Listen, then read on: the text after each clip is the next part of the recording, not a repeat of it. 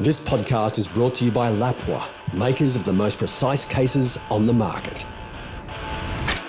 Hunters, farmers, sporting shooters, it's time to set your sights. It's time to unload on the podcast made for Aussie shooters with Brad. For a lesser man, this would be a challenge. Matt. Quite frankly, I'm going to win this. And Keith. I am pretty much the rabbit-proof fence. It's the NIOA Unloaded Podcast. Yes, well, welcome to the NIOA Unloaded Podcast. Mate, episode 4. I can't believe we've got this far. I can't believe they let us get this far either. Well, you know, Brad, our special guests, they just keep coming. I mean, our last episode, we had two-time Dakar Rally champion Toby Price, who incidentally, just after our podcast, he went on to win the 2024 Baja 500 in a Score trophy truck.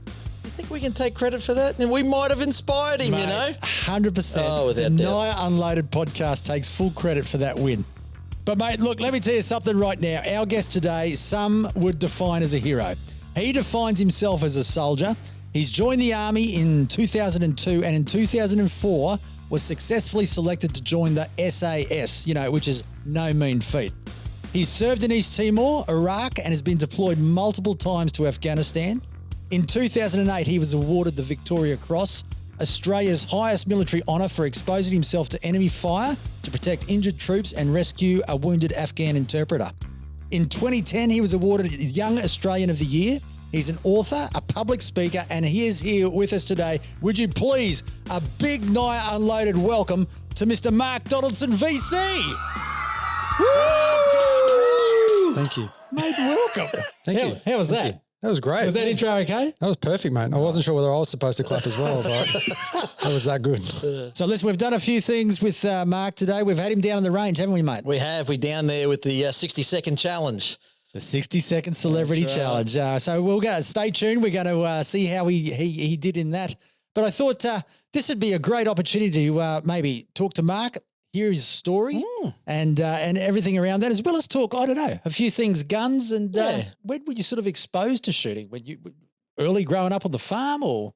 Yeah, not so much like that. We didn't really grow up in a real farm. It was just in rural areas. But I would say, look, my dad used to have guns, but that would be my earliest recollection of it. Yep. Probably more so the higher exposure I got to it was when we moved up to Dorrigo, and some of his friends used to go out and shoot, and a couple of mates had guns on the farms and things like that. So that was probably my first real exposure to it. But I think, without jumping too far forward, but it was really when I joined the Army is when it I think it really became something. There was a consistency in my life anyway. I mean, it was your career, it's your bread and butter. So That's exactly right. Got to be good at it. yeah. What we might do just to start, for people that don't know, this is your book, The Crossroad, and it's a tremendous read. And I've got so many questions already because I over the past couple of weeks, I've been able to work my way through it. So we won't be able to cover everything off today, but like the book, I thought it would be good to maybe start discussing the experience that led to you being awarded the Victoria Cross from the very start. And then we might be able to delve a little bit deeper. So, talk to me about what actually went down on the 2nd of September in 2008. Yeah, well, I mean, you want the long version or the short version? Well, mate, we got all day. Look, it was 2008. We were there as a part of the Australian response to the global war on terrorism, if you will, or the government's response to deploying troops into Afghanistan to support that mission. As a part of that, we were on a counter leadership, counter network, as they would call it back then, mission, which means basically, trying to identify based off all types and sources of intelligence, Taliban, Al-Qaeda, etc., leadership within the area. And, over that period of time, the target packs would come in, and that led us to a particular area, a little bit further outside of where we were normally working. And we're doing a lot of work by night, majority in that trip. And this particular mission led us up to that valley up in Kazurasgan. We went out on a night mission, and we didn't get the target we were after. And so we were sort of the way I explain it, we weren't stuck there, but we were kind of stuck there, right? We didn't have all the cool toys and assets that the Americans have and had or access to them like we did in the later years. So it was like, hey, we're here, a group of Aussies with the American Special Forces and their Afghan guys that are training in the area, like what can we do to help out? And so, a couple of missions were planned and executed, and the first one was quite successful. So we went to do something similar on the what would have been the third mission up there. And this one was a little bit different in the sense that we sent some of the Australian troops out overnight to get into like a cutoff position, and two of the patrols would hop onto the vehicles, the Hummers, the Humvees, with the American Special Forces and their Afghan guys. So I was a part of a patrol that was on one of those vehicles, roughly about 13 Australians, all up in those cars with the Yanks and the Afghans. So we went out, we did our thing. We got dropped off into a position, another overwatch position, they call it. And, it was successful, mate. The mission was successful. What we tried to achieve was successful. Yeah. Daytime, like I said, risk profile is a lot higher at the daytime for obvious reasons. And because of that, the decision was made to go back to the base. The base being fairly small, undermanned, there wasn't a lot of forces nearby. And I take my hat off to the US guys. Like they really put themselves out there at that period of time. Small group, minimal support, and they do such a fantastic job. I was on the last Humvee. It was about 3:00 in the afternoon, roughly, heading west. So you're heading straight into the sun, and you don't want to travel on the same road back that you travelled out on for tactical reasons, for IEDs, and they might have come in armed or mostly armed their mines behind you, in the hope that you would travel down that same route. So that pushed us out into the open a little bit, in between what I would call like a main sort of ridgeline and the green belt, the vegetated area. There was a couple of false starts. By that I mean, we were listening into their communications via the interpreters. They were saying they were going to ambush us, and it wasn't sort of really until about the third go at it that they actually did. You do what you're trained to do. We fought back. And as a part of that, my particular role, I had the rocket launcher. So I would load that up. I'd run away from the vehicle off to a flank. I'd fire it off, run back, pick up another rocket, trying to identify the targets. There was quite a bit of fire coming from the greenbelt, 4 different directions. You could see the rockets coming in. One of the Americans got wounded early, bullets kind of flying around. There's two things when you're shooting a rocket launcher in somewhere that's really in an environment like Afghanistan, in that particular place. One, it feels really good, because it's a rocket launcher, and it makes a big bang. It's a bit bigger than theirs, and I'm sure it exposes you too to where you are. That's the second thing, right? So you get that percussion, percussion, kilo of explosives going off, dusty environment. So it's really creates a lot of signature. It's really obvious where it's coming from. So eventually I stayed out on the flank without running back and reloading. And one of our new guys was running rockets out to me. And when I say new, it was his third day ever outside the wire. Oh, wow. So he'd been a replacement. We'd been blown up 3 weeks before this mission. I was actually blown up as well. And he was replacing one of the wounded guys.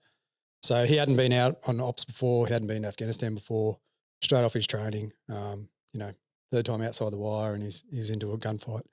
I remember having a discussion with him. I was like, taking shots and talking, communicating, and I'm like, mate, how lucky are you? He sort of looked back at me and goes, well, what do you mean? And I went, mate, this is your third day ever. I said, you're already into a gunfight, you lucky mongrel, you know what I mean? And he looked back at me with like that classic Aussie humour, and he's like, I know, how good is it? And we're having a bit of a laugh, and I remember we weren't too much further than between you and me away, Brad, and we're facing this direction, if you will, down into the green, and that's when burst of bullets come ripping straight between us. I remember them striking, the dirt right in between us. That's when I realised we actually had guys on the high ground behind us. And so, everyone started to reorientate. Now we've got two sides to deal with. A few people got clipped during that initial sort of skirmish. We jumped back on the vehicles and started to take off. And, in all honesty, it sort of lulled a little bit.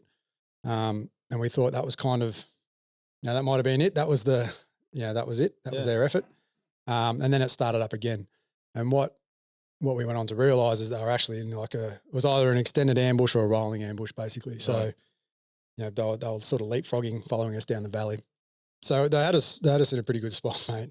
As we started to fight through and fight on, like over a series of sort of moving around the vehicle, because you'd be on one side using it as cover, right? And I was fighting on the outside of the car because there wasn't a lot of room in the back of them.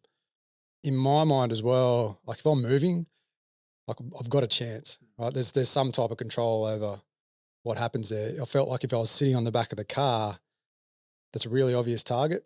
And if I'm plunging fire down onto a vehicle, I'm going to aim at that biggest thing and try and stop that car. Yeah, right? So, we'd move around the other side and you get a couple of seconds breather and it'd start up again from the other side.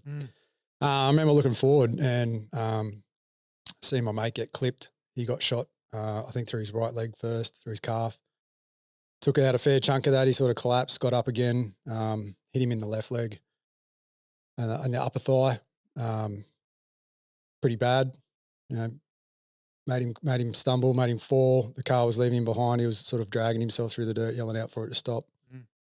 They eventually saw that, pulled up, jumped out and started to help him out. And I think this goes to not only the nature of the training, but the nature of the individuals that are in service.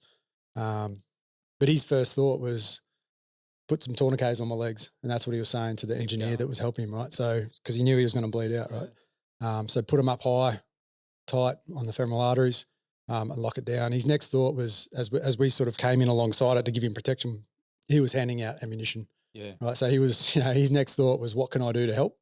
Rather than to just lie here and bleed out.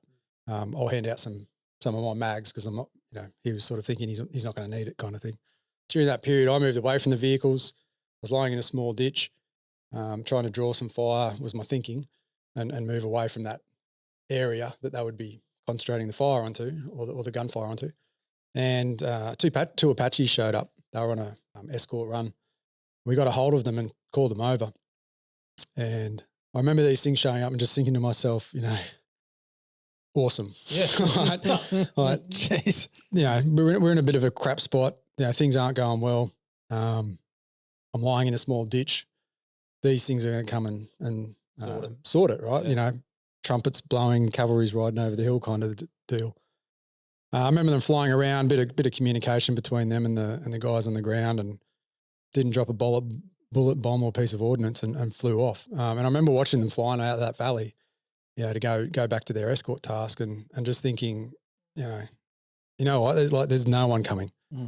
We had no more air support. There's no one coming to get us. There's my mate wounded on the ground over there. Like, the only people that are going to get us out of this situation is us. And I remember being really scared in that moment. Like, I was lying in that ditch going like, I kind of wish I was in a full plate, armor box. Can I just ask, why did they not drop anything? What was the reason? They didn't see anyone? They couldn't find anything? So the way I am shortening, the series of events there a little bit, but the way it works for them, the ROE, the rules of engagement they were under, they weren't working off our, they weren't able to drop fires basically off our indication. Gotcha. Yeah, they needed to be able to see. They couldn't see them because they were either in overhead protection or they were covered in some way. They couldn't actually see them firing at us. Mm-hmm. Even though we were marking them with our own gunfire, saying that's the location, they, for whatever reason, and I don't, they were following their rules. Yep. They couldn't light it up. So, plus they were on a different task as well. And it was really just a secondary thing, and they heard us, calling out for assistance. So yeah, it was really that moment though that I sort of went, okay, right, we're just gonna have to fight our way out of this valley as best we can, as corny as it sounds. But for me anyways, I had that moment of being really scared. Yeah. Okay, this is what fear is. What can I do? It was kind of my next thought. Like, there's no point lying here. I've got to get up and do something. Let's get our mate back on the car and let's get the heck out of this valley as best we can.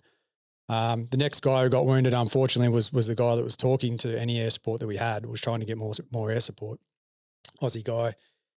He had a pair of binoculars up at his face, as you'd imagine. Yep.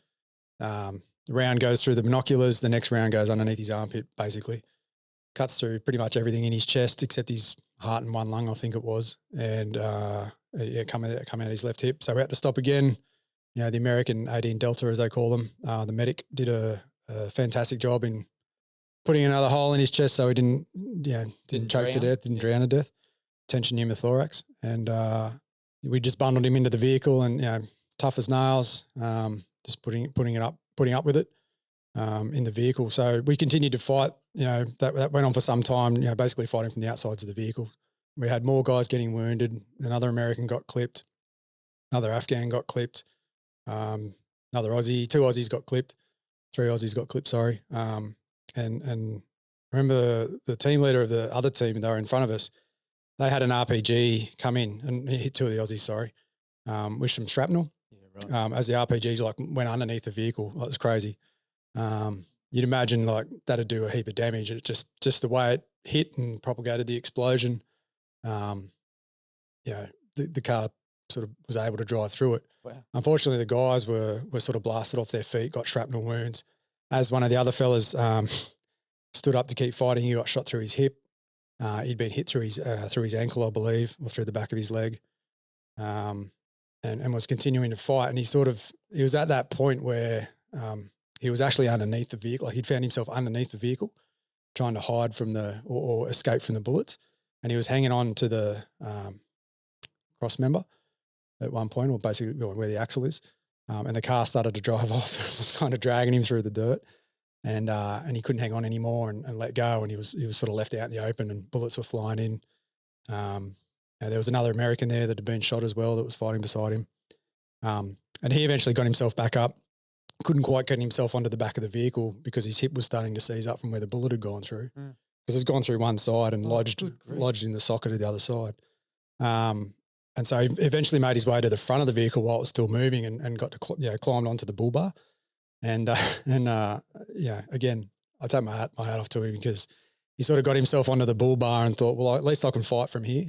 He sort of buried his head in the tow chain that was on the front because he thought, well, I've been hit through the body, I can take a few more. But if I get hit in the head, I'm cooked, kind of thing. And I remember that point sort of near there where a lot of the rockets were coming in, and it was really obvious that they'd had it dialed in. And so I said to the guy I was fighting next to, a 2IC, look, I'm going to run through there, try and draw some fire. I remember it was a very distinctive, as silly as it sounds, a very distinctive decision. So I did that, took off. He came with me. I remember them firing at us. I remember bullets coming in.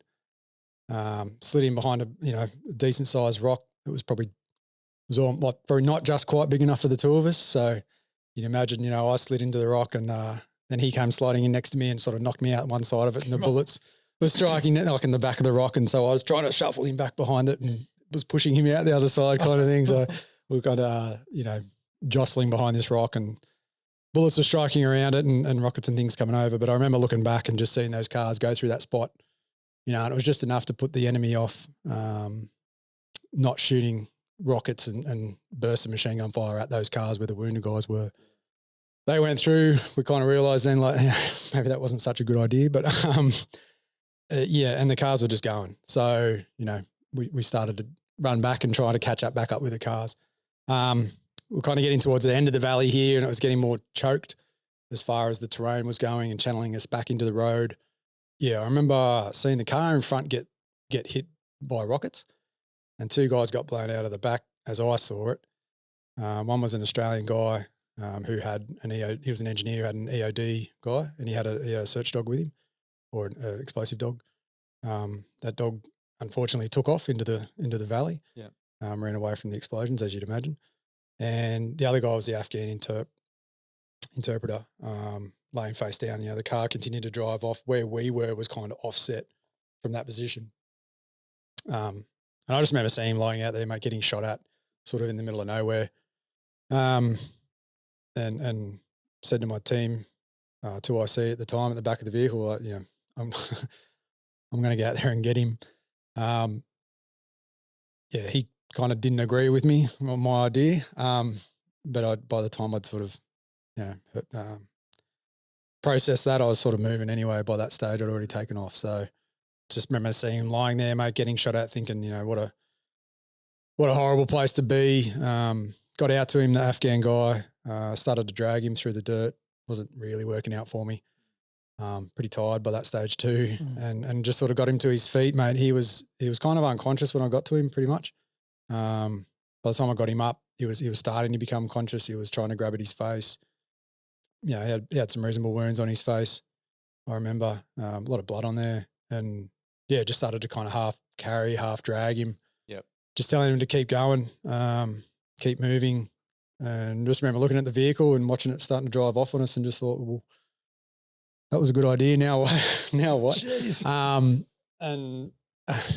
It was a conscious decision to go and do it, but just thought, well, the best place I can get him is back to that car, and just gave it a real nudge, mate, and got him back there eventually. Trying to wrap a bandage around his head at the same time as putting him into the back of the car through the doors, like the back doors, whilst it's moving, right? And this part I remember really distinctly because I was just tired. I remember being really tired, leaning against the car just to keep myself upright whilst I'm pushing him along and sort of half carrying him, and eventually got the doors open after giving it a couple of goes on both sides. By then, the cars were really starting to take off because they got back onto the road and had a bit of momentum. As I come around to the rear of the car to try and get on the back, I saw my mate who was there. It was his third time outside the wire. Yeah. Somewhere in between that point, he'd been shot, right, between that period. He had blood coming down his face. I was like, what happened to you? And he said, oh, I've been shot. And, I sort of said, yeah, no shot through his head, mate. And no helmet. We didn't have helmets on. So you imagine like threw him through on his hat, clipped his skull. Looked super lucky. Probably one of the luckiest guys I've seen. I think was that the photo in the book? The graze on the head. Man, it's more than a graze, Brad. I can tell you. Unbelievable. Yeah. So he was still fighting, right? And that's I looked at that and we just went, like, how awesome and inspirational is that? That's the kind of level of soldier you get in the Australian Army. Yeah, we eventually got on the back of the car. There was a wounded Afghan who'd been shot through the face, wounded Aussie, been shot through the hand and the leg, wounded American, been shot through the arm, a dead American who'd been unfortunately gunshot wound through the head, and there's an Aussie up on the 50 cal on the turret, and who'd been fighting from pretty much there the whole way through, like, wow, pretty solid.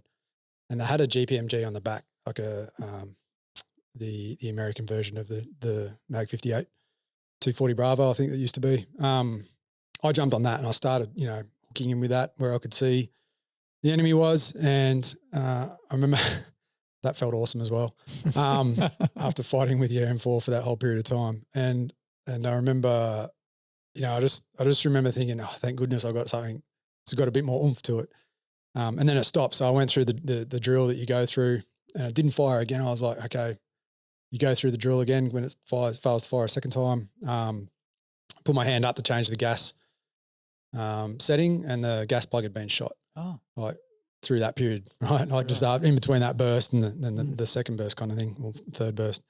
So I was kind of like, oh, far out. Like, what else is going to go wrong here? So we just laid down on top of the guys. We're kind of above the armor of the back of the vehicles, and we just decided to fight from that point. And I remember my mate was lying face down, like laying down, shooting. Imagine his gun was kind of underneath him almost. Yep. I was laying on my back trying to shoot across him, across the back of him, because most of the fire by that stage was only coming from one direction at that point as we were moving along. And I remember him starting to yell out like, my back, right? He's like, my back, I think I've been shot. And I remember looking down and his shirt had ridden up because he was laying face down. And as I was shooting across the back of him, like on his lower back, where my suppressor was, because I'd put so many rounds through the gun, it had got so damn hot that it was just cooking his skin. Oh no! It was just cooking his back. And those suppressors we had at the time, they're quite like a distinctive pattern. They're quite like dimpled, or almost like a golf ball dimple. Branded him. Yeah, and I remember looking down and I was like, no, you haven't been shot, mate. You're all right. Don't worry about it. He's like, what is it? I said, oh, don't worry about it. We'll talk about it later. But you could see the dimples on his back where it had burnt. But it we laugh about it now. But yeah, we eventually got back to the base, mate. I think it was roughly sort of 3 to 4 kilometres long from first shots to last shots. Wow. That we fought across, and about 3.5 hours. I would say 3 to 3.5 hours. So of consistent, and that's consistent gunfire. And then they were talking about overrunning the base on the radios, and you imagine it's kind of turns into this, as ridiculous as it sounds, but it's like a bit of a MASH scene for those who are old enough to remember that show. I can remember that show. In a way. So yeah, all the guys are laid out, the guys with their different various wounds, and we had to try and re-ammo the cars up as best we could with the ammo that was at the base. They had these little ramps that you put the cars up on. 2 nurses that were there with the Americans and some of the extra staff were there trying to help out. So, we eventually then were able to get the helicopters in. I'm shortening this part a little bit, but we were able to get the helicopters in and start to get some of the wounded evac'd. Last guy I remember putting on was the Afghan I went and picked up. They'd eventually be able to stabilise him, went back into the little med station and there was my mate with his, little crease through his head. Now we stapled him up and, we basically then kind of stood to, if you will, because we still had the Aussies that were out there on foot, right? Because the whole idea was we were going to manoeuvre up in the vehicles and pick them up so they didn't have to walk as far back. And so we waited up until about 3 a.m. in the morning to when they actually finally got back. We finally got some air support overhead to give us some protection at the base. We'd copped a fair flogging. I think it was 9 guys were wounded out of the 13 Australians. Out of the 4 who weren't necessarily wounded, a few of us had holes through our gear where the bullets had come through pants, sleeves, just hitting the body armor and stuff. So one guy's antenna had been shot off. So imagine they have like a little personal antenna, like a bullet had clipped through the antenna, like lots of close calls like that. But I remember, 3 a.m. and the guys came back and sort of, again, the funny things, right? And they came in and they were pretty, like it was a decent sized hill. They were pretty busted from the walk they'd just done because they were carrying a bit of stuff as well. Yeah. And one of the guys, my mates, he sat down and I said, "Oh, how are you?" And he goes, "Mate, that was a hell of a walk." Right? I said, "Really?" And he goes, "Yeah, mate, that was shocking." Did you sort of say, "Let me tell you about my day"? No, I just had a bit of a giggle, I was like, that's just how it is. The next night we did go out on another mission looking for the dog.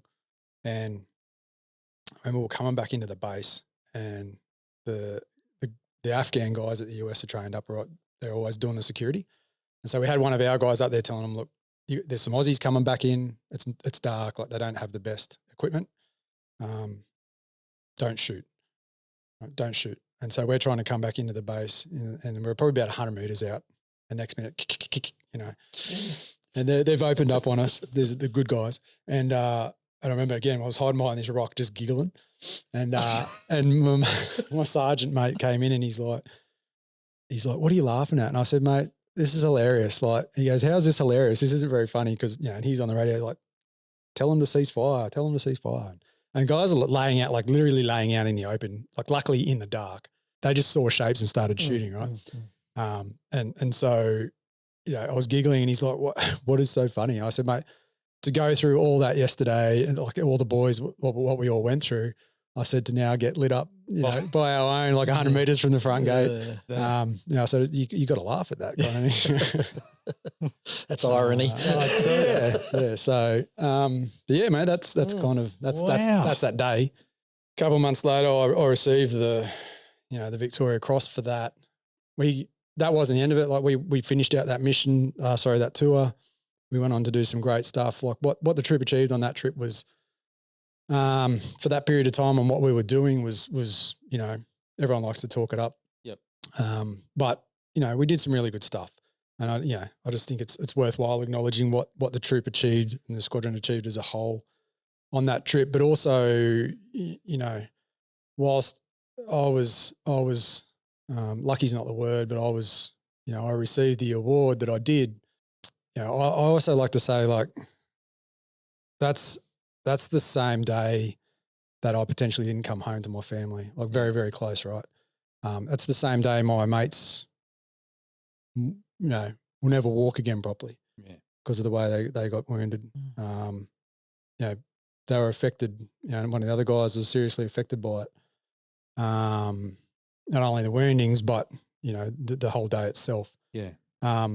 That's the day that one of the Americans never went home to his family. Yeah. Like, they lost their son, their brother, their uncle, and vice versa. Right? There's a whole bunch of Afghans over there that never went home that day either. Yeah. And so whilst we do think about the Victoria Cross and what a moment, that deserved, I guess, recognition as was not my choice, but as it was awarded. I always just like to remind people of that. It's not always. Yeah.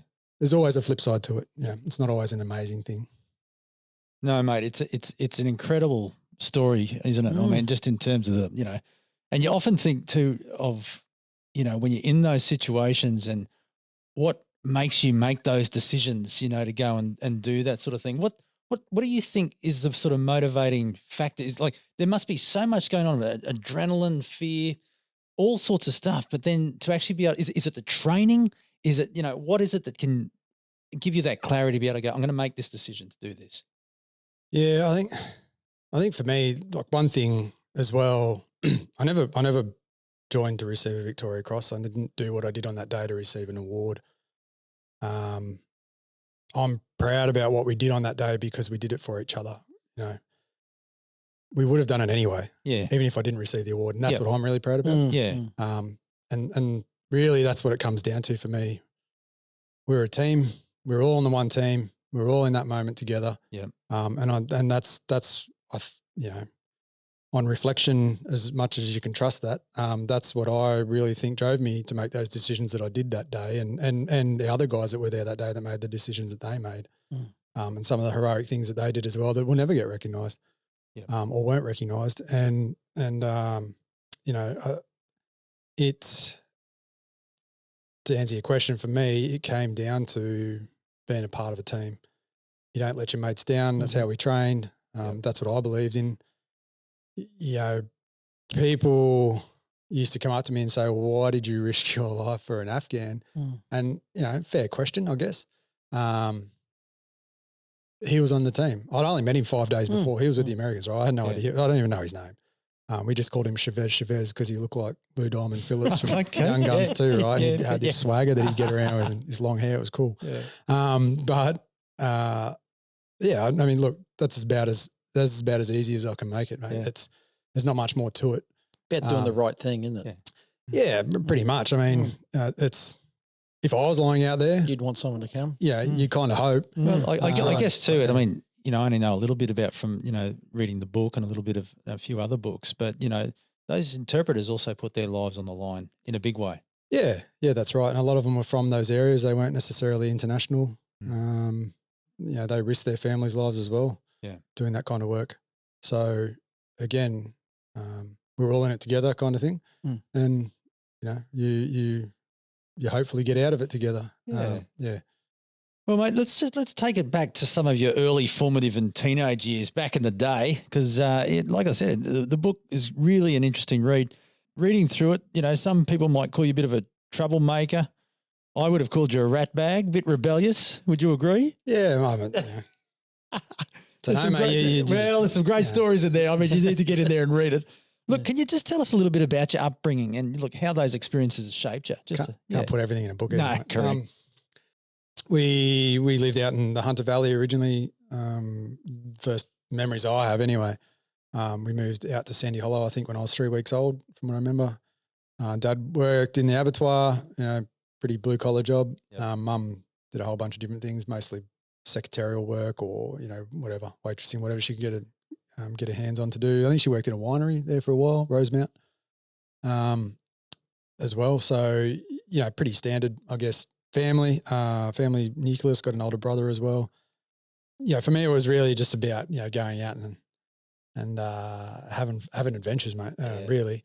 That really sort of probably started to come into play when I was getting a little bit older, and we moved up to Dorrigo, up between Armidale and Coffs Harbour way, North Coast, New South Wales. And Yeah, that's when sort of that hunting and fishing kind of lifestyle really came into it. More so fishing, I guess, for me at that age. Yep.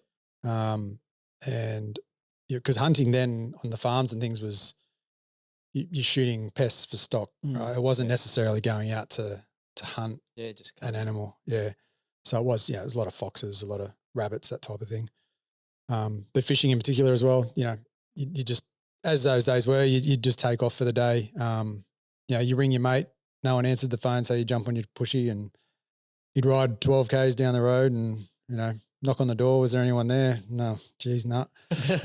Now what do I do? So, sneak a bit of drink of water out of the tap and then ride back into town usually. And that's where a lot of my trouble started to come, mate, to be honest, was when I sort of didn't have much to do. Yeah, bit bored, post sport on a weekend, or, you get a little bit more adventurous the older you get. It was good times, mate, especially a little bit younger. I remember you just grab the fishing rod and you just go. I remember doing really early morning sort of, as corny as it sounds, like little early morning missions with the old man. Yep. And it wasn't until I was a bit older that I kind of figured it out. And we'd have to be super quiet, and we're trying to climb through fences, and we're going over paddocks and through the bush. And we're like, the dawn's like, it's not even breaking, like it's just before breaking dawn kind of thing. You can barely see, trying to get right on that first light on the dam. And, you're throwing a line in, you're being a kid, so you're loud. It's always like, shut up, catch a couple of trout, good sized trout, and then sort of scamper out of there. And you don't really realise it. Later on, it's like, I'm pretty sure we were fishing in the trout hatchery. Because we're never allowed to talk about it. Like, don't tell anyone we went fishing this weekend. Like, you caught this down at the river in town kind of thing. Yeah. So, funny things like that. But your dad was a Vietnam vet, Yep. He did some time in Vietnam as a rigger, as they called it. Yep. I'm just trying to remember the unit number. It's 176 Air Dispatch is what they called it. But a lot of his work was like rigging up payloads for the Chinooks when the Chinooks would go and do drops out into the jungle, and he'd have to either accompany it out or, just co-ord it all. Mm-hmm. What I remember, he didn't do conscription. He sort of stuck his hand up before the number dropped. Just actually, volunteered. Yeah. Best way I can describe him was like he was as anti-military and anti-soldier as you could be. Didn't believe in the army sort of. I remember growing up, didn't like the idea of it, but he'd get around in his greens. Like he'd always wear his army shirt and especially his slouch hat, not on the side like as a normal sort of a Cobra. Yeah. And so for someone that sort of was very much, don't join the army, don't worry about the army, you never kind of almost paranoid about conscription from his experience. He had very soldierly qualities. The house was like OCD, immaculate kind of thing, right? Okay. I've joked in later years that, when I used to call him OCD, I'm sure in his head he was putting in, well, it's actually CDO because that's the way the alphabet works. But did he talk much about Vietnam at all? Not to me so much. Not really. Not that I remember really. Told me a few stories, but I heard a couple of stories as well. Yeah, like where they were on picket one night apparently, and so that's when you're on there, like sort of the outer edge of the of the base where they were, and they were on picket one night, and they could hear this noise, like just out in the jungle, just out in front of the picket or the gun pit where they were, and they heard this rustling, and they were sort of on. Obviously, on alert. Their senses go up, and they're heightened, and they're like, "Oh, is this the Viet Cong sort of trying to sneak in and attack us?" And they started to hear sort of these noises, and they're like that. They're grunting and snorting, and then it was like, oh, it's a couple of pigs coming through the bush. So he said to his mate in the pit, he's like, "Mate, I'm going to go out there and grab one of these pigs." And he's like, "What? No, don't be stupid. You never go out, right? You never go out in front of the gun pit." But he's leapt the wire. He's chased off through the bush, whatever it was, a couple of meters, 20, 30, 50 meters, I don't know, out there in the jungle running around trying to, grab this pig. comes back empty-handed. Right? Nothing. His mate's like, What are you doing? he's like, I'm coming back into the gun pit. Don't shoot. You know, yeah, he's like, yeah. What are you bloody doing, mate? Yeah. Like, trying to grab a pig, but yeah, I think about it now. And I think about his mindset. And he's like, I get it. Like, you know, get a pig, fatten it up. You know, Cook it up. yeah, mascot, whatever. I don't Yeah. know. You know, like you're just trying to.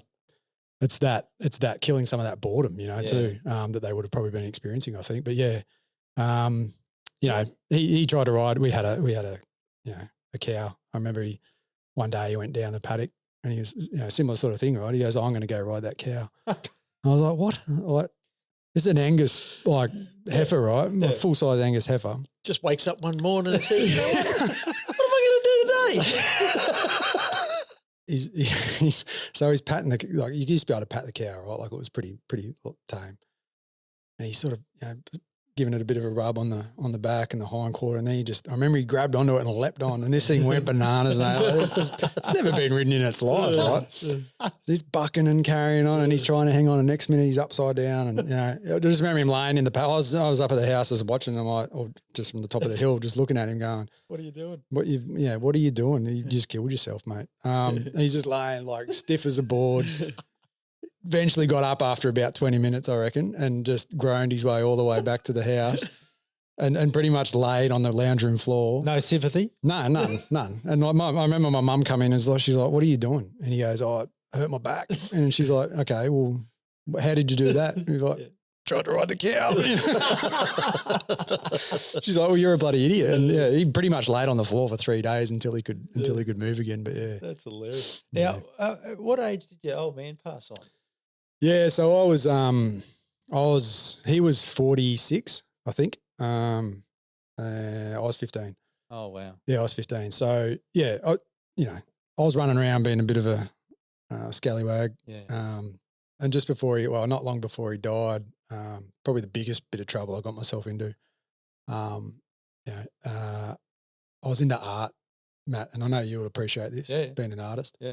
You know yourself, mate, like as an artist, you struggle to get your art out there, right? Yeah. And you always want exposure. I'm a 15-year-old artist in a tiny little town in Australia, right? That doesn't know much outside of CWA art. And I was into graffiti, right? And so I used to put my art in places people would see it, you know, sides of buildings and, you know, on school desks and things like that, trying to get exposure. And and there's an old train station at Dorrigo, and it's this old steam train, like museum-y type place. And like I said, like in town board one day, and we thought, well, let's go put some art up, you know, get some exposure on this old train station that no one ever looks at. Yeah. And so we went through there, redecorated it, put some art around. And I remember I threw this canister out through the window, about the size of a Coke can, and just this big explosion, right? We went down there, we opened up this canister, and it's got like these red discs on it, had these wires. Oh, no. So the detonators. Yeah. Right? The detonators that they used to wrap around the train tracks for the steam engineers that drive the train, because the trains are so loud, they used to have to drive over detonators so it'd explode.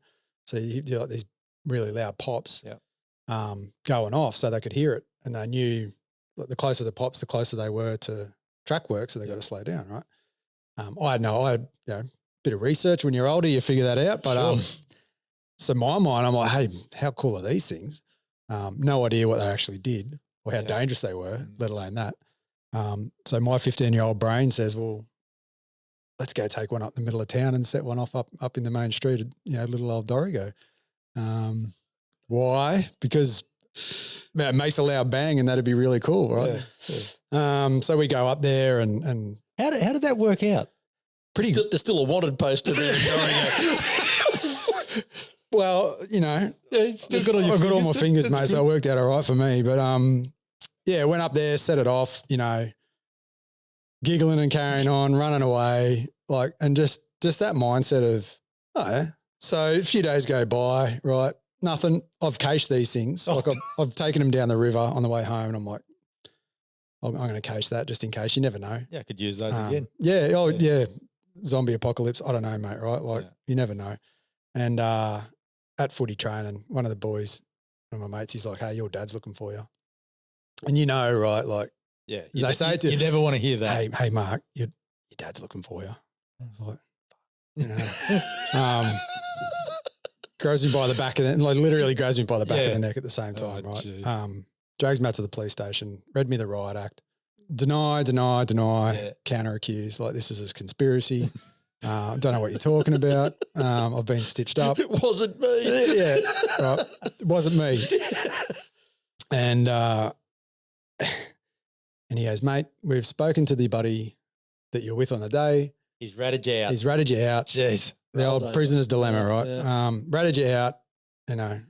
I was like, man, really? And he's like, just tell us. I was like, right, this is what they were. This is what we did. You know, that's where they are. He's like, mate, you're a bloody idiot. He goes, we haven't even caught up with the other mate yet. So, yeah, you know, gig was up. Went and showed the old man where they were. You unburied them, pulled the cache up, you know, grounded kind of thing, you know, all that sort of biz. And then getting to the point, a few months had gone by and I was on my way to the pool and doctor's car pulls up and he's in a real panic. He's like, get in the car. We knew that's where my mum was working at the time. Yeah. And yeah, get in the car. He's like, I'm like, what's going on? Like, you'll find out when you get there. And I'm thinking, oh, man, been pretty good.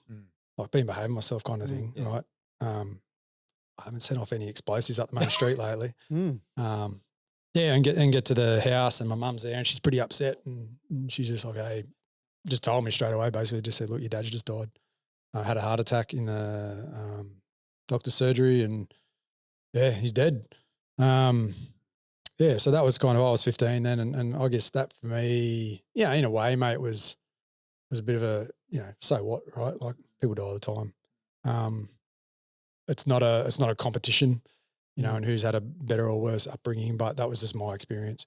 And I think, you know, in a way losing that person in the family that held that position, you know, mum had 2 teenage boys now. Yeah. She was a single mum with 2 teenage boys. One was already off at university, you know, and I was still at high school. So I was probably a little bit harder to align than my brother. Yeah. You know, I was doing my own thing, finding my own way. And so, yeah, that kind of really allowed me to sort of have the freedom to do whatever I wanted. Like I dealt with it through being with friends, you know. That's kind of how I felt like I could deal with that situation, is wanting to be near my mates. And, you know, that's kind of, you know, it leads itself quite well into joining the military. But, yeah, it was hard. It was hard on my mum too. I feel for her, what she, you know, the worry, I guess, that she would have went through, because by that stage I was a 15-year-old kid just taking off on weekends and, you know, so what. But, yeah, she never really knew where I was. I was never really diligent in the sense of doing the right thing by her, you know what I mean? So it was just gone. You're a kid. You're a kid, right? You don't know what you're doing either. So, yeah. But yeah, that was kind of, that's how that happened. Yeah. And I think, you know, without, you know, this is obviously in the book and we could skip over this, but, you know, another tragedy that you did write of in your book, to me, which is just unfathomable, was actually the disappearance and that suspected murder of your mum. I don't know how much detail or stuff that you might want to chat about, but, you know, just before we even get into that, just describe your mum and your influence that your mum had on you. Yeah, my mum was, she was a small stature lady. I'm huge. Obviously, I'm a big guy, right? So you know, it's clear where my genetics come from. Yeah. So she was quite small, but she was a lovely lady, mate. You know, from what I remember. Very kind. You know, she had some good friends in town. Never really had a bad word to say about anyone. Certainly not to their face, anyway. I guess, but yeah, just a very soft, kind individual. Great mum. You know, would always. She was harsh on us when she needed to be, but when you're a teenage boy, you know, you get up to mischief and they try to give you a bit of a slap for doing the wrong thing, you know. By the time we were 14, like mum's hits with a wooden spoon and trying to give you a bit of a slap, sort of don't really, you kind of laugh at it. So she became less scary, you know what I mean? But she was very much the soft one, mate. She would run us around to footy. She was always there to pick us up if we needed, you know, all that sort of thing. Yeah. So she was emotionally available, I Yep. guess is the best way Yep. to put that. So for her, I think as a person, you could almost say like when Dad died, and I know that affected her a lot. Yeah. Because she had to kind of try and find her way again in the world and relive that sort of process, I guess. But I'd moved out of home by that stage. I was down in Sydney, running around doing all sorts of shenanigans and big city lights, big city parties. But I hadn't spoke to Mum for a while, and I rang home. I knew she was going. She was planning on going away for a holiday. Yep. And she'd sort of tried to get on with her life a little bit, and she could have kind of gone anywhere and done anything at that point. I think she was trying to figure that out. She was 46-ish, I think, at the same time. Same age, sorry. And I rang home and I remember her friend answered the phone, which is not uncommon because they used to hang out a lot. Yep. And she said, have you seen your mum? And I was like, well, I'm in Sydney. I hadn't spoken to Mum for about 2 weeks. Yeah. I said, no. Like, why would have I? She's all the way, like, but by that time it was about 7 hours. Back then it was 7+ hours to get from Sydney to Dorrigo by road. Then she said, look, we don't know where she is. We've got a few people looking for her. I was like, okay, well, all right. Didn't really know what to do, right? So I was working in the kitchen by then as a kitchen hand. So I think I went to work that afternoon. I still did that. And then spoke to my brother and he said, look, you got to come home kind of thing. So I jumped a lift, got a lift with my auntie, did a bit of hitchhiking to get where I needed to get to. Eventually went back to Dorrigo and went back to that same police station pretty much when we got into town. A couple of detectives that were there is how I remember it anyway. And they sat me down and basically just said, Mark, we think your mum's been murdered. There's some evidence at the house that would suggest as such, and we don't know where she is. So 19 years old at that stage. The community was rallying around us, which was great. The community did what they could at the time. And again, so many people spent days without sleep, driving around the bush because it's really bushy up there. Yeah. Went searching, everywhere. They had an idea who the individual was that might have committed the crime. Searched his place and everything, but he wasn't there. He'd actually gone to the Gold Coast, and roughly 3 days after, 3 days after she went missing, he'd committed suicide. So left some notes after he overdosed, and not one mention of Mum, where she was or what happened to her. To this day, she still hasn't been found. Mm-hmm. So she's still, technically, well, she is missing. She's still missing.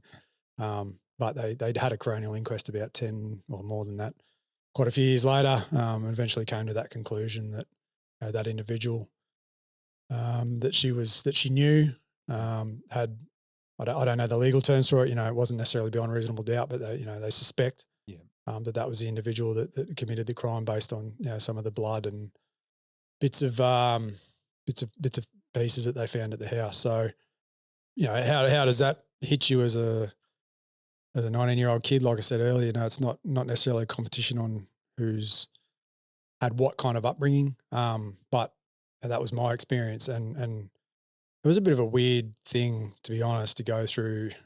I know that sounds stupid, but it wasn't. It was kind of like after 3 weeks, there's a bit of a service in the town, and the town was great. The town's awesome about it. They still really are. Especially our friends that are still there, and they were great to me and my brother and us as a family. But it was almost like sort of, okay, everyone's got to get back on with their life now. Yeah, wow. And I remember just sort of thinking, well, now what? Yeah. Right? Like, now what? What do I do? Do I lean on this and blame it for the rest of my life and say, I've never had a crack or never had a chance at something, and continue to do what I was doing, which was, arguably doing what a lot of young people do, which is having a great time. But do I continue that path and, potentially end up, doing sillier things, or do I use this as an opportunity to say, hey, let's draw from this. Let's draw from this strength and just really think about what you want to do with your life. I try to look at that as like being a product, not a victim, sort of mentality, and still working on it. But, sort of went down that path of let's do something with yourself. And that kind of changed my trajectory of what I was doing with my life at that point. So, and I think, you often come down to those crossroads, don't you? And I guess that's the part with the book and everything else. There's so much, correlation there. You tried many jobs after that, everything from planting trees to laying cable for optic fibre, that kind of thing. Snowmaking. Yeah, all that sort of stuff. And then your decision to enlist. Yeah. So it was a weird thing. Like, I was snowmaking at the time. I was in America. Like, I'd been traveling to Canada and America, and that was when the Winter Olympics was on. And just a quick thing on that, noting that, I don't know when this goes to air, but right now the Olympics are on. I made the snow that Alyssa Camplin won her gold medal. Here we go. Here we go. So, winter 2000 Olympics in Salt Lake, up at Park City, thanks. And you know what? That Alyssa Camplin has been taking all the credit.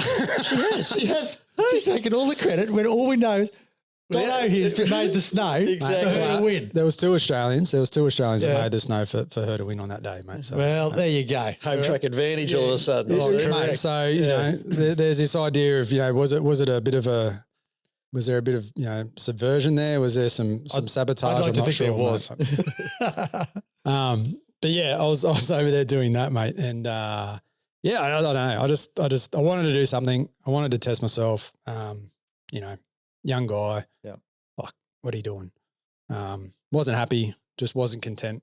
Yeah, talked to two guys. One was an ex-regiment, ex-S.A.S guy from Rhodesia, who had some really... He'd have been a tough nut. He was a bit of a unit. Yeah. We had some great conversations over a few Guinnesses a few times. And, he was kind of one of the guys that I remember sort of said to me, he's like, mate, why do you want to do that? And it wasn't like he was trying to talk me out of it. I had no idea at the time. And the only way I can kind of think about it now from my experience was like, well, he was just querying and he was curious about what was your motivation. I remember just sort of saying to him, mate, I just want to test myself. I just want to know if I could do something like that. I feel like that would be, if I was going to do anything in the military, that would be the place to kind of go and do those types of things. And because I'd read a few books and not a lot, right? But read Black Hawk Down at the time too, that had just come out. And there was another guy there who was a ranger, an ex-ranger, regiment guy from the US forces, who'd been to Panama and, spoke to me about a few sort of things that he mucked around with down there. And, I think those two in particular that just gave me that little bit of a kick while I was there to go, okay, let's make a decision. Let's go and do something with your life. My whole journey there, mate, was, it was around the Twin Towers as well, right? Yeah. Like back in when that happened. That was probably the first time I'd ever sort of seen or heard of the S.A.S, really. But, I joined in 2002. Yeah, again, you sort of had to be in there for a certain period of time. I think you still do. But my whole journey was like, I'm going there to do that. And I had it in my head, like, if they don't take me, this is young fella thinking, right? Like, stupid. But motivated. Yeah. Like, you can't deny passion when people have it in them, but or apologise for it necessarily. But Australia, let's go and do Special Forces in Australia, right?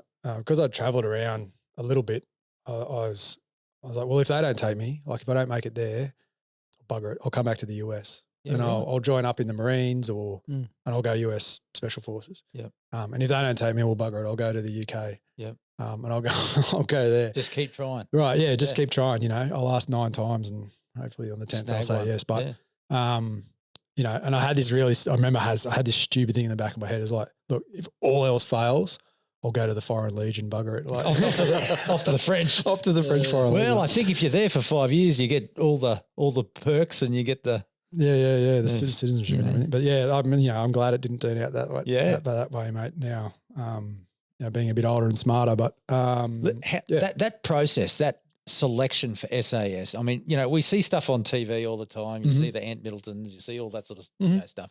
But can you describe the bits that you care to describe? How brutal was that selection process to get into the S.A.S? The way I like to explain it, and it kind of hasn't really changed in the format. So, and what I mean by that is that the the activities might change. They might muck around a little bit with some of the time periods or the intensity of it. But basically the process hasn't changed, and what they're trying to look for in the character and the attributes of the individuals, and how they would fit into a team. It doesn't matter how much you kind of know about it. You still got to go and do it. Yeah. And that's the thing I say to guys. Like, they're like, oh, I want to do it, but I want all this information. I'm like, mate, it doesn't matter how much you get. You can kind of be mentally prepared. What you think's going to happen, it'll be different on the day. Yeah. And you don't know how you will feel on that day when you are busted. Yeah. Like, sleep deprived, cold, hungry, wet, hungry, tired, trying to achieve tasks that seem ridiculous and impossible. And when you think about it, they were ridiculous and impossible. And the last phase in particular is kind of I would say the hardest, but you've already been broken down. Yeah. You've already been worn down a little bit. You're not at optimum levels. You're not working to the best of your ability. And that's kind of where they want to see, like, how do you react in that part? Who are you really? Are you snappy? Are you trying to be an individual? Do you care about your teammates? Are you still coherent? All those sorts of things. But at night they'll give you these tasks that are kind of mentally, they're a mental game. Tired, hungry, late at night, dark. And for example, I remember one where we had this baby goat, right? So we've got this little goat, real. And then the task was build this sort of structure, right? Like the size of the table here, had to be certain height, had to be certain length, had to be able to fit your packs on it, and everyone had to be able to sleep on it. Get that done and you can go to sleep. Oh, great. Awesome. So you pile in, right? You got this goat under your arm, you're dragging sticks, trying to build this thing. Just as you get it finished and just as you get your packs on there and you're like, okay, cool, we can lie down on this bed of sticks and have a snooze. He's like, oh, look, we just got word there's a big storm coming and we're in a flood area. So you need to move it 10 meters that way.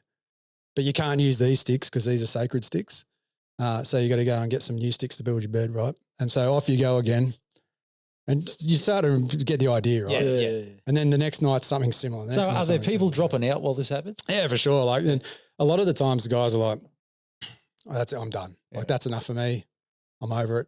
One of the funnier ones was actually, there was another night where they sort of just do this task where you just walk around, right? And then you got to try and stand as still as you can. And if the directing staff hear you making a noise like a jingle of your webbing or your pack makes a creak or someone coughs, okay, we're off again. And so you had to walk as slow as possible, right? So you're carrying a really heavy pack, you've got your gun, you got everything, you're tired, and you're walking really slow through the bush. And then you got to stand really still for like 10, 20 minutes. And you're just like, guys are falling asleep standing up. And then you go and sit you down. He's like, righto, stay here for 5 minutes. I'll be back. And just like, everyone's just asleep. And one of my other mates, he was telling me, mate, they did that, like, when we'll talking about it later. He's like, mate, I was packing it. He said, because they sat us down. He was in a different group. He goes, and I woke up. He goes, I just went, I fell asleep. And he said he just looked around, pitch black. He's like, Jono, Davey, nothing, silence. He's like, Bill, nothing. So he stood up and he's like, his eyes are starting to sort of adjust to the dark. And he just realized he's there alone, mate. Oh, no. So they've already got up and they've already walked off. All right, they're gone. So he's slept and everyone's walked. Everyone's left. And no one made sure that everyone was together, right? Like no one did that whole check thing. Oh, no. And so he's like, oh, that's it, I'm going home. Like, I'm failed. They'll pull me for this. And so he's like, all right, I'm going to go that way. And just went down a hill, probably walked for about 10 minutes, found a road and just started to walk along the road. And he said he was like, oh, there's a group there. Like, there's a group. And he just sort of shuffled up and just joined up to the back of the group. And then, but no one said anything. Like, no one knew, no one said anything. He completely asked it, you know what I mean? Oh, wow. But yeah, he was packing it for the rest of the thing. But yeah, it's pretty hard, mate. Like, it is really hard. And there's a reason for it. Yep. And that's not just because you want to prove who's the toughest. No. It's what you do and how you react. And the whole process of that is like who you are, what character you are, what attributes they're looking for. Yeah. And are you trainable? At the end of the day, that's what it is. And yeah, that's only whatever it is, a 20-day process, whatever it is now. The real part happens after that.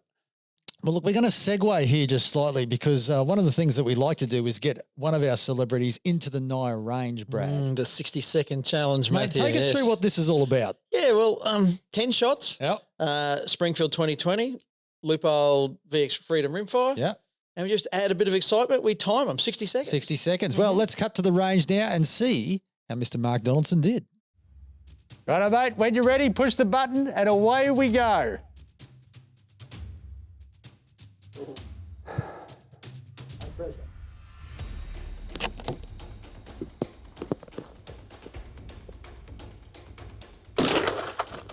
Seconds.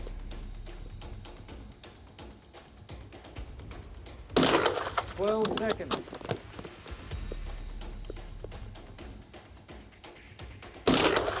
20 seconds. Oh, that's a winger.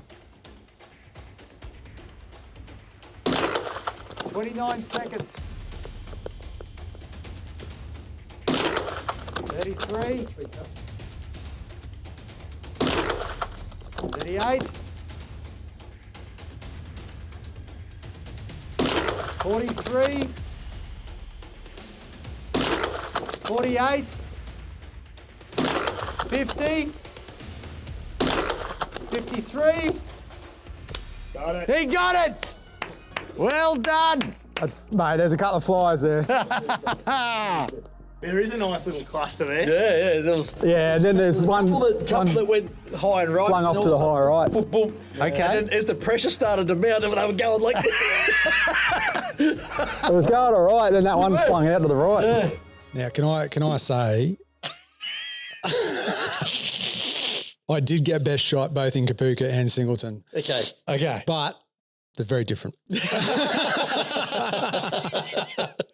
Well, look, we do have that. We've got our official Keith. Keith Grundy, Keith correct. Grundy, our Scorer. came back. So we've got Toby Price. He got in at what? It was 64.7, I think. 64.7 millimetre group. Yep. All right, on the 10 shots. So, Mark, how did you do, mate? 66 millimetres. If you watch the video though, he was looking really He was good. looking It was good. really tight, And then we got a flyer. but the pressure told that last 10 to 15 seconds. tell you. I'll call it though. I'll call the He flyer. did call the flyer. He did call it. So, mate, look, well done, actually. That was pretty good under pressure. You didn't do too bad. That's it. People don't understand when you get thrown a fresh gun and all that sort of Well, stuff. that's 100%, yeah. It's not that easy. Mate, can I say how fun that was? Good. Just quickly, yeah, that was awesome. Yeah, it was good fun.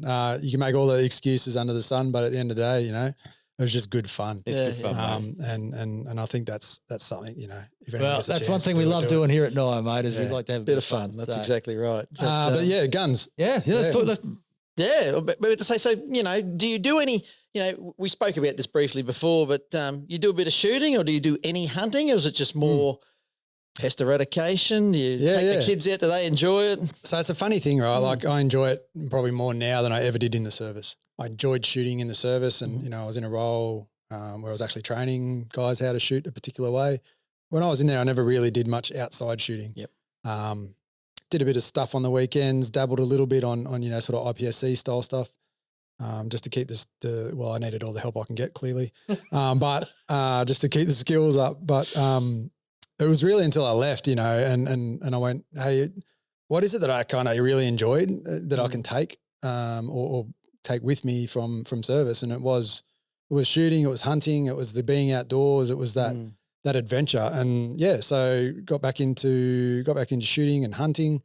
Most of what I try and do is hunting. Mm-hmm. Like I love to get close. Yep. And so I have 4 guns at the moment. what do you got?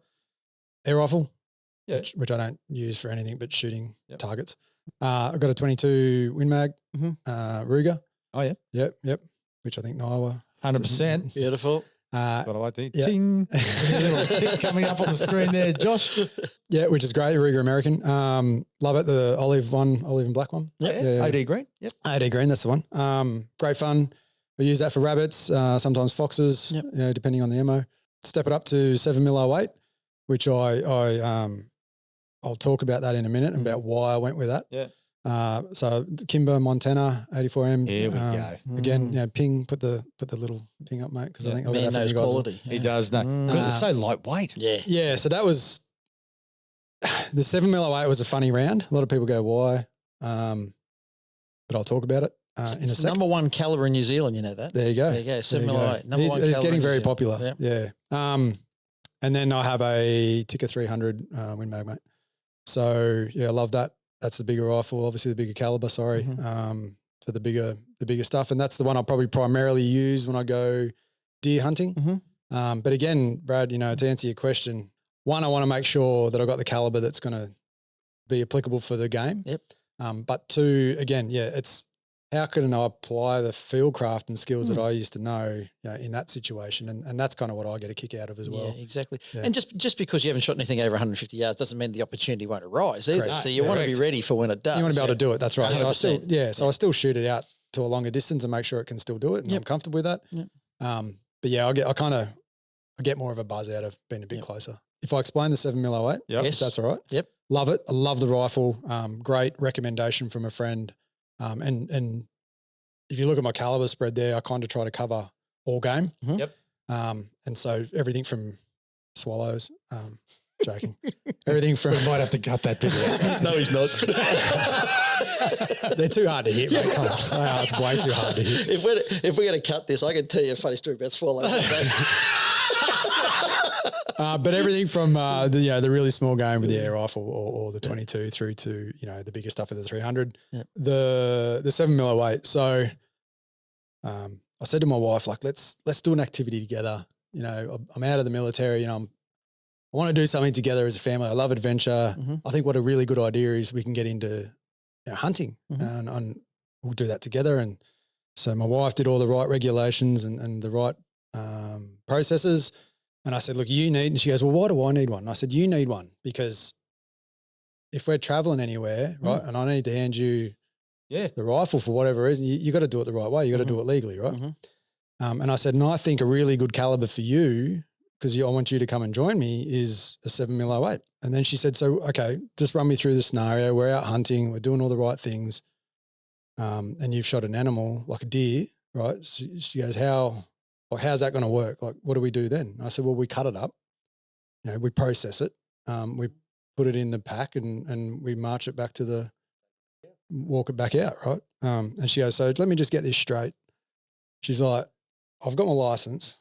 I've done all the right things. She said, so you can get the caliber you think I want. So I can come out with you and carry the meat out that we've shot. You've shot. That you shot. She seems like a very perceptive woman. And I said, well, that's a way to look at it. Yeah, that's right. The other way to look at it is this is a great family activity. Bring people together. Perfect time for a couple to spend time together and Well, mate, I don't know. Here you are again trying to make an effort. Exactly. It's like, And what type of deer do you chase? Do you get back up to Dorrigo? Do you chase a few fallow up there, reds, or I've mainly fallow and sambar that I've gone after. Yep. I'd love to go after some chittle if I could. Yep. I think that'd be a hoot. Probably some of the more fun hunts have actually been up in the Northern Territory, and more lately. To be honest, I've been doing a lot of pig shooting, especially in New South Wales with all the pig problems that are going on. If you're around, helping out a few farmers. You've got a few good photos there. We might be able to get it up exactly. There's a couple, but I've been able to use another great NIOA product, mate. If I'm going to make this a ridiculous exposure for NIOA, but the old Marlin lever action 30-30. So got a dark with the red dot on it. So and that is sensational for that type. Perfect of shooting. for that sort of. Perfect. Yep, absolutely perfect. Especially when they're in the mobs and they're on the hoof. So I like the idea of the stalking. I like the idea of getting around the mountains, hunting the deer, but I also really enjoy poking around on a buggy, springing some pigs. And that adds a bit of excitement too. They take off. There's a chase involved. Especially normally. There's a group of them. There's a chase involved. It's a bit exciting. Yeah. So I like kind of like that spectrum. Yeah. Good. Wouldn't say I do a whole bunch of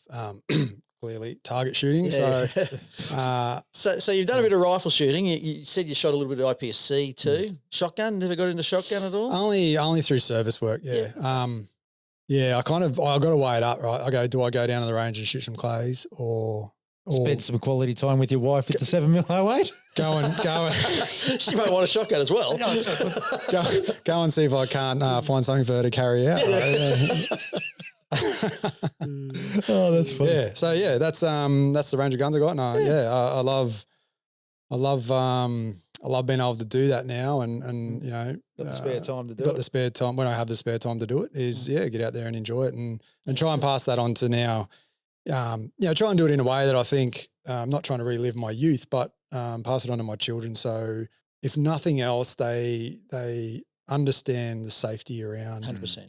Around the firearm, and that's probably what I want to pass on to them more than anything. Yeah. They'll probably never touch one again in the rest of their lives unless they're with dad. But you know, when they are, I want them to respect it and appreciate it. Yeah, 100%.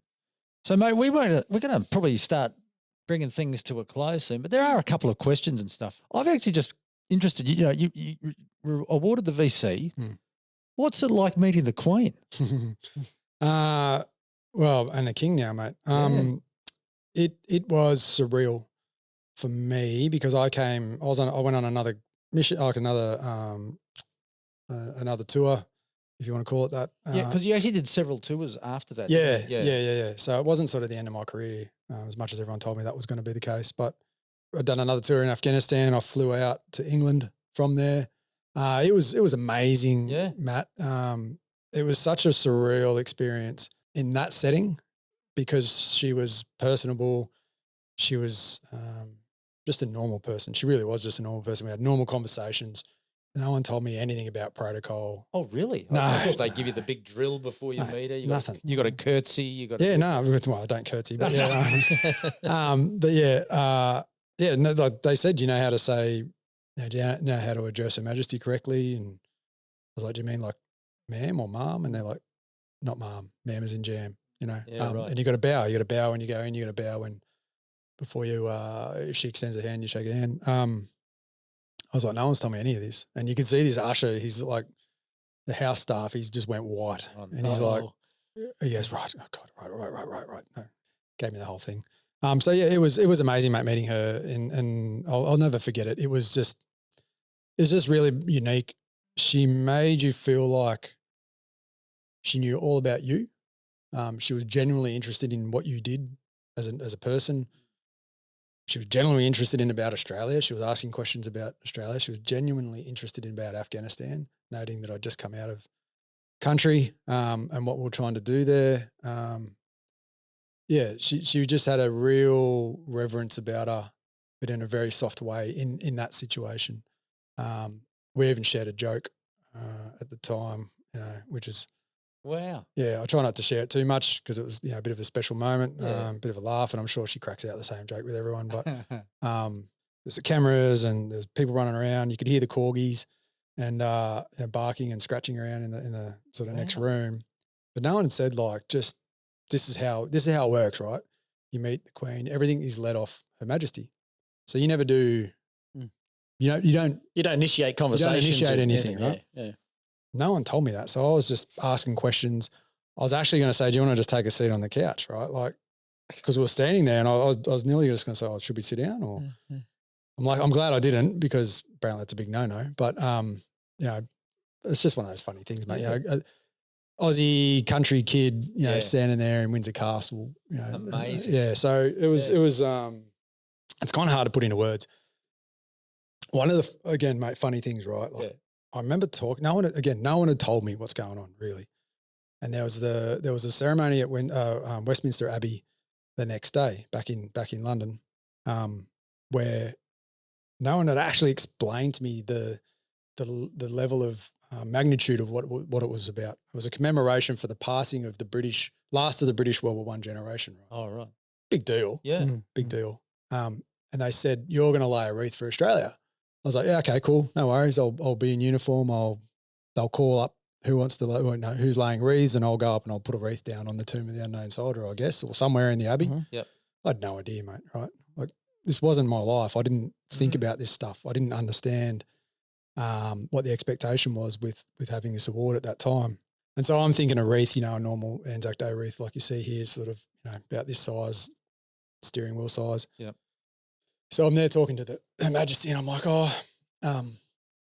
she said to me, so Mark, just tomorrow, by the way, when we go to lay the wreath, just make sure you hold it up enough so I can she's got to put like this little card in it that was the handwritten note from herself before you lay the wreath down on the tomb of the unknown soldier. And I was like, I said, oh, so are you going to be there, ma'am?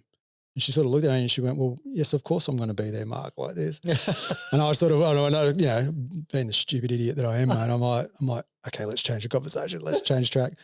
But I'll go out there later on and I said to the people that were with us, like, what's this wreath that I'm laying? And they're like, oh, no, this thing is massive, mate. Like, I think the photo's in there, but it's this huge wreath that took me and Johnson Bahari, another VC from England, from Iraq, like holding it, right? We had to walk this thing all the way down through the whole Abbey, like slow march, whole Abbey. The whole Abbey's full of people, you know, VIPs and important people, government people, the Queen. And her in that setting was so different. Like she was very regal. She exuded this aura of royalty. Yeah, you know, very different to being behind closed doors and just having a conversation. So. But that's an awesome moment too. Like I'll never forget that. That was it was a really big deal, mate. No, mate, that's incredible.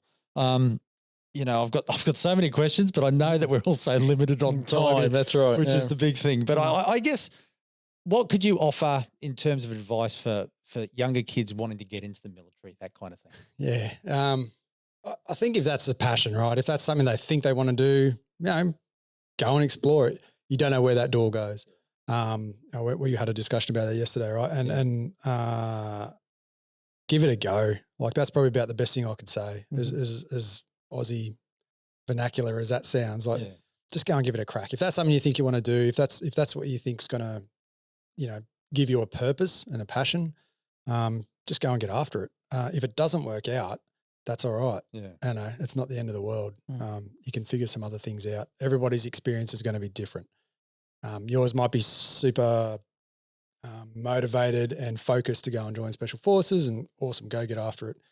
You might want to go and be a clerk. And neither is any less or more contributing. And I've kind of say to people, it's about contribution. It's not about combat. And so just because you're not in a combat corps, just because you're not off fighting wars doesn't mean you're not doing the job. I was in some ways lucky to experience a period of time where we're in high demand, and we're always in high demand. We were always in high demand and they still are. But yeah, just go and get after it. The other great piece of advice that I ever received was from a really good mate of mine. His sort of motto was like, mate, you know how it is when you're in there. Shoot, move, communicate, and don't get sad. And you know, I think that's just a great motto, mate, to remember when you're in there, especially doing that sort of job. But in general, you know, I just really like that as well. Well, folks, The Crossroad, the book is available at all good leading bookstores. And bad ones. And bad ones as well. It's the story of a young fella from Dorrigo, New South Wales. Yeah. And made his way through the S.A.S. Had a bit more hair back then. And had a few adventures along the way. Right, exactly right. Got himself the VC and met the Queen. And able to stay positive all the way through. And culminated here being on the NIOA Unloaded Podcast. Highlight, absolute highlight, mate. That'll be a heavy feature in book 2. Yeah, correct. That's right. Well, it's funny you say that, Brad. People said, "Oh, when's the next one coming out?" And this was released a while ago, right? Yeah. I said, mate, it took me 30 years to write that one. So I've got a few years to go. To go for the second. Well, look, there's some exciting stuff coming up. I've heard a few little rumours in the background. I can't say too much. But for now, would you please thank Mr. Mark Donaldson VC for being on the NIOA Unloaded Podcast. Thanks, Mark. Perfect. Thank you. Appreciate it.